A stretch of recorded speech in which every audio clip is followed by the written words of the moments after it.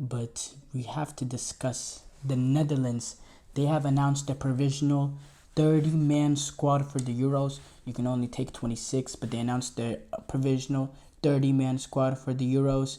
And, this is a team that has a lot of quality defensively.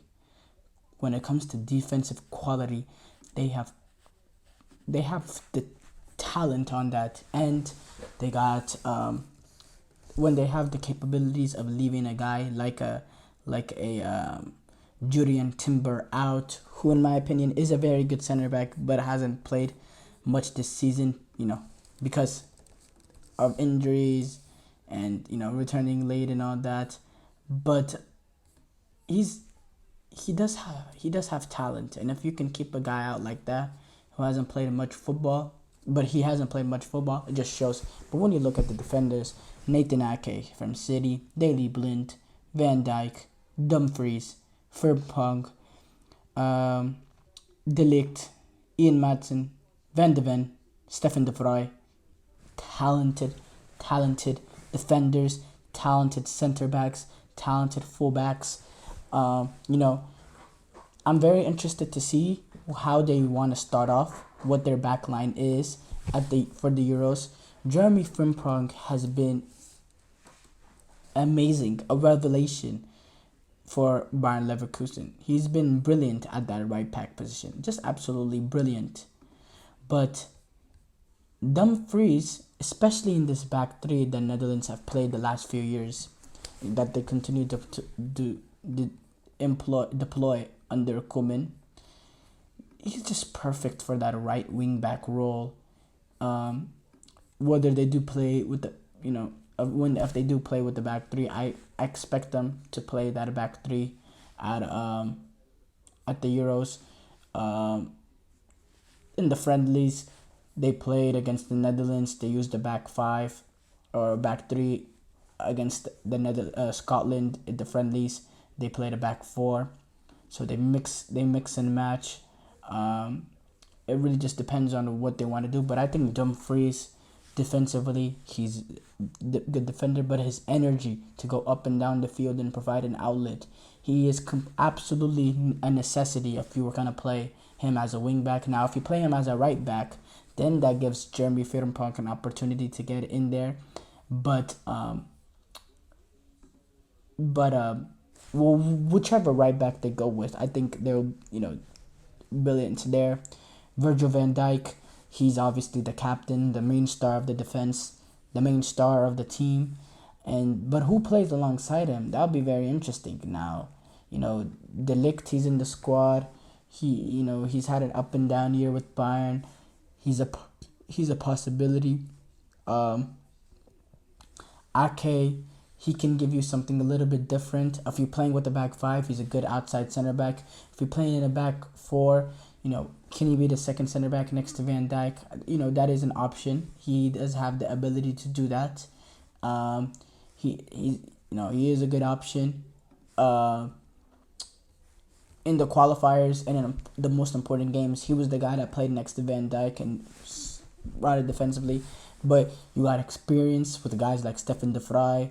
Now, if you're going up against a team with pace, on the counter attack and all that, you can play like a guy like Mickey van de Ven. You got a guy like Matthias de Ligt. Defensively, they're very, very set. They'll be strong. They won't concede much goals. They won't concede much space. But the cohesion there from the entire team. Now, midfield-wise, you have Frankie de Jong, a brilliant midfielder, but he has injury concerns.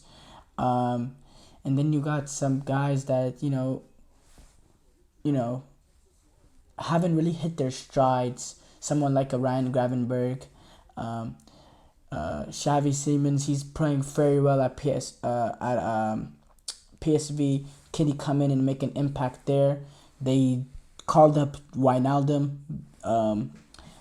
from who's been playing in I believe I think he's in Qatar, either Qatar or the Saudi League, one of those two. He's in the Saudi League. But they brought back him. He's a guy with experience in that midfield. Ryan Darius have had a very good season. Cook Miners, very good season. But the star of that midfield, the engine of the midfield is Frenkie De Jong.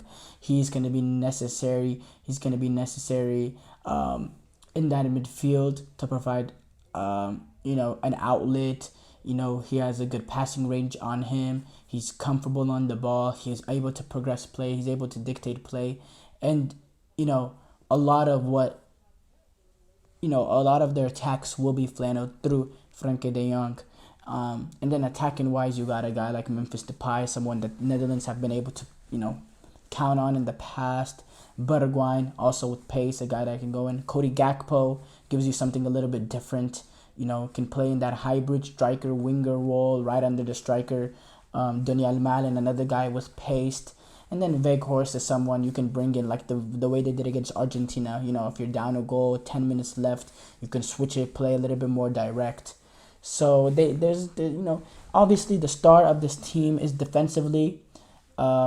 Defensively, that's the star of this team. That's the strength of this team. When it just came based on pure talent, Netherlands defensively, they're very, very strong. Now whenever they're going forward, they can sometimes they can seem a little bit one-dimensional, very slow, very non-fluid, just all hard to watch when they're going forward. Sometimes it is like that. I'm not even gonna. If we're just telling the truth, but this is a team that has quality, and when you have quality, it gives you a chance. And they're in a group with France, Austria, Poland. They are the second best team in that group when you look at it on paper. Now, don't sleep a team like Austria. Austria is a team that will, that are very good in counter possession. They will, as soon as they lose the ball, they'll press up high. They won't be afraid.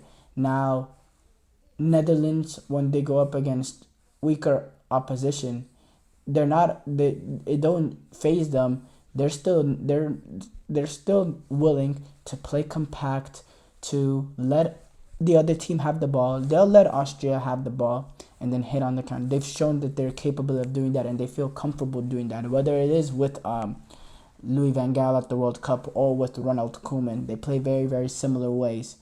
So for me, I think with this Netherlands team is they have to keep it down defensively.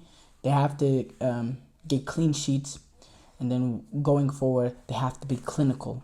They have to be clinical with the opportunities that they get. Cody Gakpo, he was clinical at the World Cup. He has to be that sort of or if it's not Cody Gakpo, someone needs to step up for this Netherlands team to be clinical and get the ball in the back of the goal. But in a group with Poland, Austria, France, that's not an easy group. That's not an easy group. You got Poland, the Robert Lewandowski factor. They don't show up in international tournaments, but they're still, they're still a factor. I told you about Austria, the way that they play counter possession, the way that they press up, the way that they don't need a number 10 because they press up, they win the ball high up the field, and then they go from there. They had an amazing qualifier, had some wonderful games, had some wonderful performances, and they won't be afraid of the bigger teams. And then you got a France team, which is the best team at the Euros. It's a France team that smacked them in World Cup qualifiers.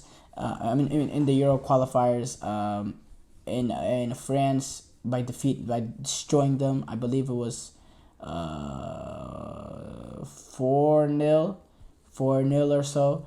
And then they beat them on the return leg in Netherlands. They defeat them 2-1. So the Netherlands, France, they're not afraid to play against the Netherlands. They're not afraid to play against the Netherlands. And I'd be very